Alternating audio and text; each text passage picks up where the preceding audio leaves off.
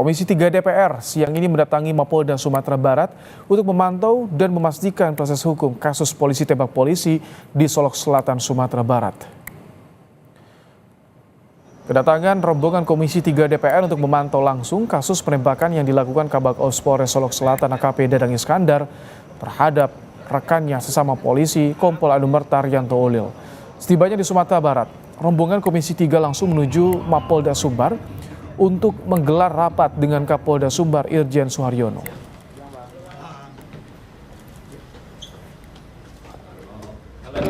Apa yang terjadi kemarin ya kita merapat poin-poinnya apa sih Bang? Apa aja poinnya? Ya poinnya kemarin aja perkara terkait dor-mendor aja. Ada lokasi nggak Bang? Enggak. Nanti kita dengar cerita dari Pak Kapolda langsung.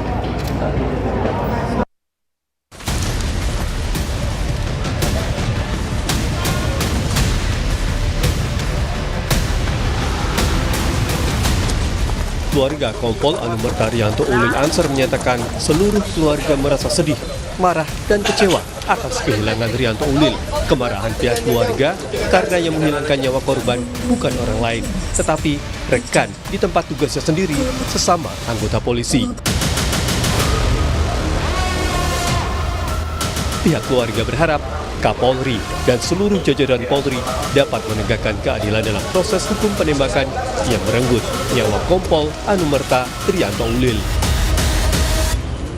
Kami tidak bisa mengungkapkan rasa sedih, juga marah dan kecewa. Kami semua sedih karena kehilangan harapan kami. Saya yakin juga Polri kehilangan aset yang berharga. Negara ini kehilangan aset yang berharga. Kami sangat sedih. Polda Sumatera Barat menutup aktivitas tambang galian C ilegal yang menjadi akar permasalahan polisi tembak polisi di Polres Solok Selatan dan mengamankan 1 unit alat berat di lokasi tambang.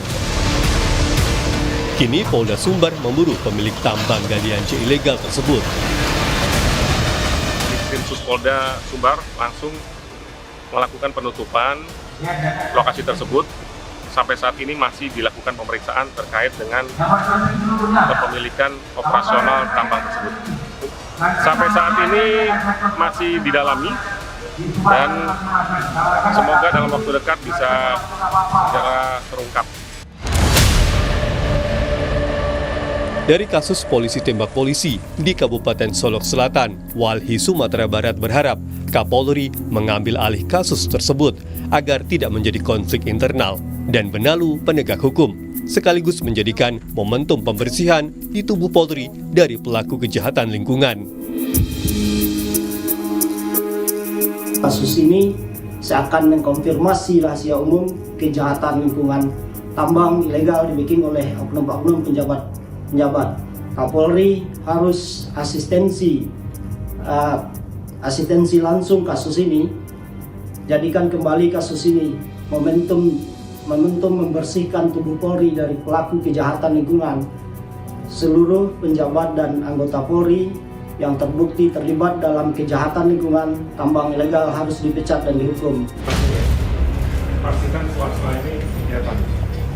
Polisi kini diminta mengusut 2 kasus, yaitu kasus tambang ilegal yang diselidiki almarhum Kompol Anumerta Rianto Ulil Ansar dan kasus pembunuhan korban oleh Kabak Ops Polres Solok Selatan AKP Dadang Iskandar. Dan polisi juga dituntut membersihkan diri dari oknum anggota yang menjadi backing kasus kejahatan termasuk tambang galian C ilegal.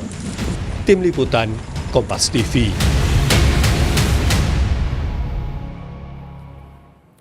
Seperti apa upaya institusi Polri melakukan reformasi dari kasus ini? Kita kupas bersama dengan Julius Ibrani, Ketua Perhimpunan Bantuan Hukum dan Hak Asasi Manusia PBHI. Selamat petang, Bang Julius. Selamat petang, Ibrahim. Baik. Terima kasih.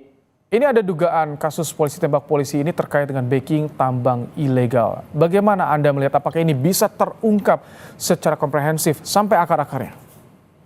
Ya, jelas ini bukan perkara baru ya, ada tambang ilegal baik galian pasir C atau pasir batu ya gitu ya, sirtu di berbagai macam titik. Kalau kita lihat KPK pernah menertibkan puluhan, lalu tim Gakum KLHK juga dan di berbagai macam titik. Nah sebetulnya yang ditemukan oleh teman-teman LSM masyarakat sipil itu selalu ada relasi kuat dengan oknum-oknum dari aparat negara, baik TNI ataupun Polri, gitu ya. Oleh karena itu selama ini tidak pernah diusut tuntas dan selalu bebas berwarawiri di hadapan warga, padahal itu adalah praktik yang ilegal.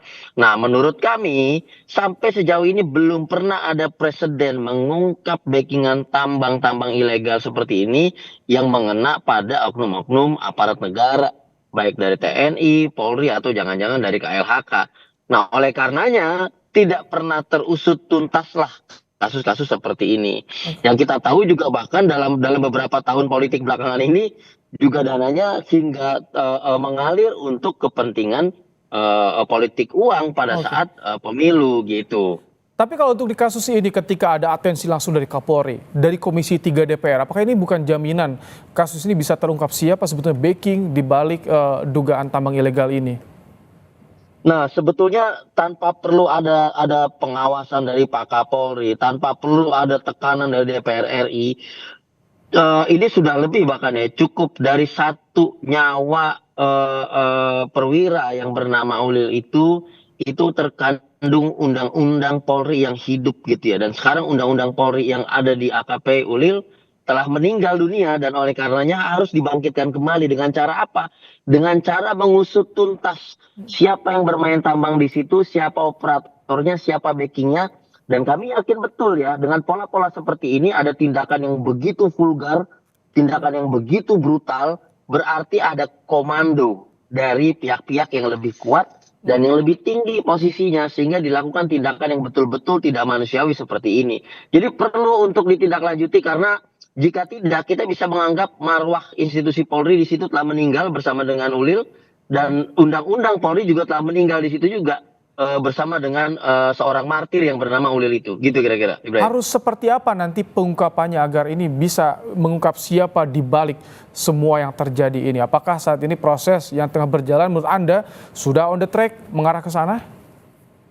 Menurut saya tidak. Karena sebetulnya dalam pengalaman kami ya, kita pernah mendampingi masyarakat-masyarakat yang terdampak buruk akibat galian-galian pasir C ilegal ini. Kami dapat dengan mudah kok mengidentifikasi siapa orangnya, siapa mandor lapangannya, siapa operator lapangannya, siapa aparat backing yang di belakang itu dengan mudah. Tetapi dalam beberapa hari perkembangan terakhir, ada pernyataan-pernyataan publik yang dikeluarkan oleh Polda Sumbar gitu ya, itu masih mengatakan oh belum tahu, masih diperiksa dan segala macam. Ini bukan sebuah keterlambatan ya atau kelambatan dalam hal investigasi, tapi kami menduga di sini akan ada kompromi untuk menutupi masalah-masalah seperti ini gitu. Dan tentunya kalau caranya seperti itu maka akan ada martir-martir AKP Ulil yang lain yang akan kita korbankan demi galian ilegal kayak gini. Jadi belum on the track, masih jauh daripada target untuk mengungkap backingan. Dan yang paling penting lagi, kita punya dosa besar satu institusi Polri, satu Indonesia ini terhadap AKP Ulil yang sudah menjadi martir gitu, Ibrahim. Ini ketika Kompolnas sampai turun langsung, Komisi 3 turun langsung, Kapolri udah ada tegas. Tidak akan transparan pengungkapan kasus ini. Apakah masih akan ada yang ditutup-tutupi menurut Anda? Mari kita perhatikan Ibrahim, turunnya para pihak ini apakah turun untuk menggali fakta di lapangan bersama-sama ya, membentuk tim khusus, atau turun hanya menyatakan sikap dan menekankan target-target tertentu saja. Apabila demikian, ini maknanya sama saja menyudutkan satu pihak, yaitu Polda Sumbar. Dan Polda Sumbar yang beberapa kali kasus yang kami hadapi, misalnya seperti kasus Afif anak yang disiksa, itu tentu kan akan ada resistensi tersendiri begitu loh. Makanya datang ke lapangan itu memberikan dukungan sekaligus bekerja bersama melakukan investigasi secara terpadu, bukan hanya menekan Polda Sumbar saja. Ayo targetnya sekian, ayo ungkap, ayo. Jadi kalau menurut Anda investigasi kasus ini apakah perlu dilibatkan pihak luar, dibentuk tim pencari fakta atau bagaimana? Jelas, persoalan ada di dalam. Penembak Ulil ada di dalam sesama anggota. Artinya investigasi itu tidak dapat kita serahkan sepenuhnya hanya dari internal saja. Makanya pihak-pihak yang datang itu ikut membantu turun investigasi, menggali fakta-fakta di lapangan agar apa? Agar timbul kepercayaan diri bagi Polda Sumbar mengungkapkan secara utuh, mengungkapkan secara penuh apa yang terjadi di sana. Kalau hanya tekanan-tekanan saja, saya pikir media sosial tekanannya lebih tinggi, Ibrahim. Oke. Jadi Anda melihat memang dari pelaku ini diduga ada yang melindungi begitu besar dan sulit untuk bisa diungkap. Menurut saya demikian. Karena ingat ya, polisi punya track record untuk mengungkap jaringan terorisme yang begitu sulit untuk diurai. Bahkan bisa melakukan mitigasi upaya-upaya ekstremisme dan segala macam yang selama ini diungkapkan. Tetapi untuk galian pasir C, semuanya offline, ada di lapangan, truknya bolak-balik, koordinasinya pun manusianya di depan mata masyarakat. Ketika itu tidak bisa diungkap, tentu ada. Suaramu hilang, Mas Julius. Baik, tampaknya sambungan. Baik, silakan. Halo? Silakan Ya, terakhir tadi bagaimana? ganjalan besar untuk mengungkapkan ini tentu bukan karena persoalan kesulitan di lapangan, tapi persoalan adanya komando-komando tertentu dari pihak yang lebih kuat, dan ini kita sudah hafal betul pola-pola seperti ini. Jadi perlu untuk tegas turun ke lapangan bersama, menggali fakta bersama sehingga ditemukan titik temu bersama, tidak bisa diserahkan sepenuhnya kepada Polda Sumbar gitu saja, Ibrahim. Oke, terima kasih Julius Ibrani, Ketua PBHM menyampaikan pandangannya dalam kasus polisi tembak polisi di Solok Selatan.